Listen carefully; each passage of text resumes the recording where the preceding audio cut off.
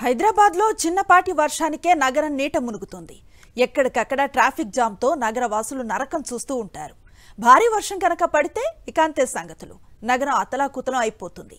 ఇక railway under బ్రిడ్జిల సంగతి ప్రత్యేకించి చెప్పనక్కర్లేదు.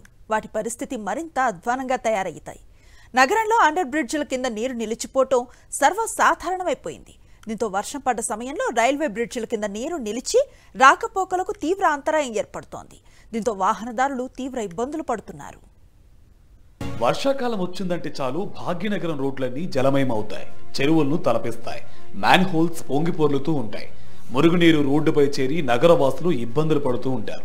ఇది చాలదన్నట్టు 3 సెంటీమీటర్ల వర్షపాతానికే నగరంలోని పలు రైల్వే అండర్ బ్రిడ్జిలు నీట మునుగుతున్నాయి.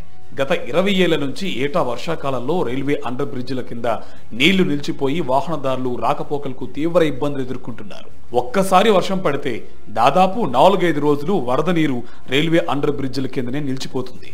వరద నీటిని తొలగించే వ్యవస్థ లేకుండానే రైల్వే అండర్ బ్రిడ్జిలను నిర్మించారు. కానీ వాటి కిందకి వర్షపు నీరు చేరకుండా జాగ్రత్తలైతే తీసుకోలేదని ఆరోపణలున్నాయి. వంతెన ప్రాంతంలో కురిసిన వర్షపు నీటిని తొలగించడానికి ఆటోమోటివ్ గా నీటిని తొలగించే వ్యవస్థ ఏర్పాటు చేయకపోవడంతో వంతెనలు మునిగిపోతుంది. లింగంపల్లి చందానగర్ రైల్వే స్టేషన్ మధ్య లింగంపల్లి రైల్వే స్టేషన్ ఆనుకునే ఉన్న రైల్వే అండర్ బ్రిడ్జ్ వర్షం పడితే నీట మునగడం సర్వసాధారణమైపోయింది. పైనుంచి వచ్చే వరదతో ఆ ప్రాంతమంతా చెరువును తలపిస్తుంది. చందానగర్ రైల్వే స్టేషన్ కింద పాపిరెడ్డి కాలనీ, చందానగర్ ప్రాంతాలను కలుపుతూ అండర్ పాస్ ను నిర్మించారు. వర్షాకాలం ప్రారంభమైతే ఈ బ్రిడ్జిని పూర్తిగా మూసేస్తారు. ఈ రూట్లో ప్రయాణించే స్థానికులు వేరే మార్గాల ద్వారా దాదాపు 4 నుంచి 5 కిలోమీటర్లు ఎక్కువ దూరం ప్రయాణించాల్సి వస్తుంది. పైగా వాహనాలు రాకపోకలు నిలిచిపోవడం వల్ల ట్రాఫిక్ జామ్ ఏర్పడడంతో వాహనదారులు తీవ్ర ఇబ్బందులు ఎదుర్కొంటున్నారు.